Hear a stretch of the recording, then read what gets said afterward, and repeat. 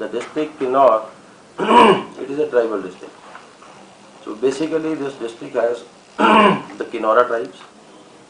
This is as per the constitution, the Kinnaura tribe, they have their own culture, and we have the inheritance law of the country is not applicable here.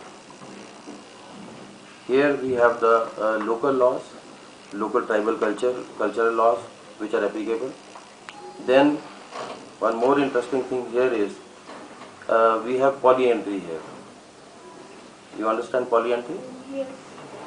One female, she marries, if there are three brothers they marry one lady, and then all the children of this marriage, they are registered in the name of the father, elder brother.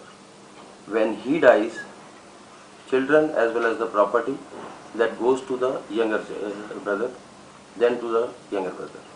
So this is the law which is applicable here. Ladies, women, they don't have the property rights. They get only the land and the property only for the survival, but otherwise they don't get the property rights. Now district has the area of 6,484 square kilometers. It is bordering Tibet, Uttaranchal, Shimla district and Laur Spiti.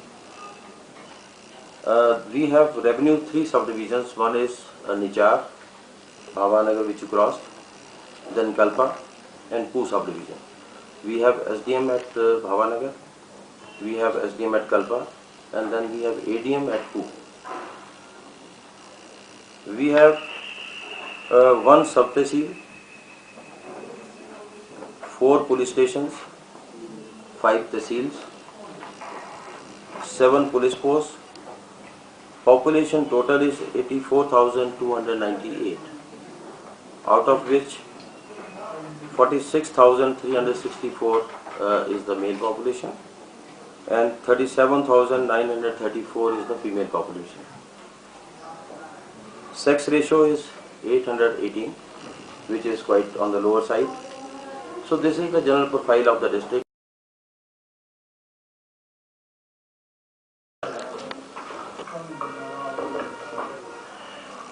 When these power projects we have in any area, not in our district, anywhere, so it is wrong to say that it is not useful, it is not good. Generally we generate power because see, we have in Himachal, the total potential of hydroelectricity power is more than around 26,000 megawatts. If we generate 26,000 megawatts of power, so see what happens is you have prosperity all around. We are self-reliant in the electricity. Secondly, we don't lose anything. These are certain positive points. But otherwise, when any projects comes in, so we have certain provisions. There is one R&R plan, relief and rehabilitation plan. So all the families which are displaced, all the families who are affected with the power project coming in, so they are compensated and there is a proper norms, there are the total plans, how they are going to be compensated. The only thing is how we implement, how effectively we implement. Second is CAT plan. CAT plan is the catchment area treatment plan. So ecological degradation, like landslides, cutting of trees, this compensatory afforestation, they all form part of this CAT plan.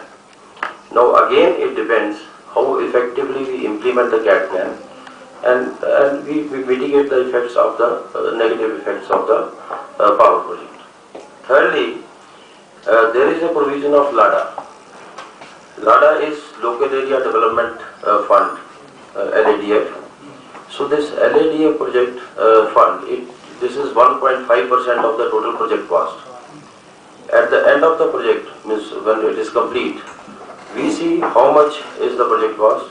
1.5% money will go to the Local Area Development Fund.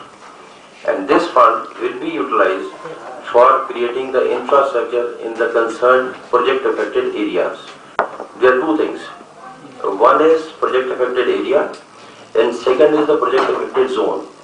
Area is where physically the activity